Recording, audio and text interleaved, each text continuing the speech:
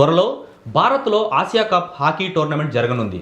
అయితే పహల్గామ్ ఉగ్రదాడి తర్వాత భారత్ చేపట్టిన ఆపరేషన్ సింధూర్ పాకిస్తాన్తో సంబంధాల్లో ఉద్రిక్తతలను తీవ్రగతం చేసింది. ఈ పరిణామాల నేపథ్యంలో పాక్ హాకీ జట్టు భారత్లో అడుగుపెట్టే అవకాశాలు తగ్గిపోతున్నాయి. ఇప్పటి వరకు కేంద్ర ప్రభుత్వం నుంచి హాకీ ఇండియాకు స్పష్టమైన ఆదేశాలు రాకపోయినా పరిస్థితిని బట్టి అనుమతి లభించకపోవచ్చనే అభిప్రాయాలు ఉన్నాయి.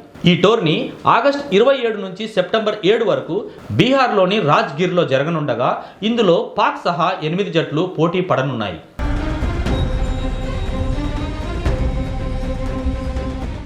ఆసియా కప్ ప్రపంచ కప్కు అర్హత కలిగించే ముఖ్యమైన టోర్నీగా నిలుస్తుంది. అందులో పాక్ను పాల్గొనకుండా చేయడం క్రీడా రంగానికే కాకుండా ద్వైపాక్షిక సంబంధాలకు తీవ్ర ప్రభావం చూపే అంశమవుతుంది. గతంలోనూ ఇదే తరహా ఉదాహరణ ఉంది. 2016లో పఠాన్కోట్ ఎయిర్ బేస్ పై ఉగ్రదాడి తర్వాత జూనియర్ హాకీ వరల్డ్ కప్లో పాక్కు అనుమతి నిరాకరించారు. ఇప్పటికీ అదే వైఖరి కొనసాగవచ్చన్న సందేహమూ ఉంది.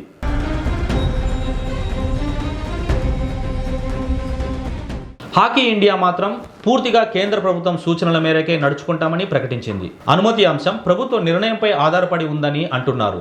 ఈ నేపథ్యంలో పాక్ స్థానాన్ని మలేషియా భర్తీ చేసే అవకాశం ఉందని తెలుస్తుంది. ఆసియా కప్ చరిత్రలో దక్షిణ కొరియా 5 సార్లు విజేతగా నిలిచింది. భారత్, పాక్ చెరో 4 సార్లు విజయం సాధించిన జట్లుగా ఉన్నా ప్రస్తుతం రాజకీయ పరిణామాలు క్రీడలపై తీవ్ర ప్రభావం చూపుతున్నాయి.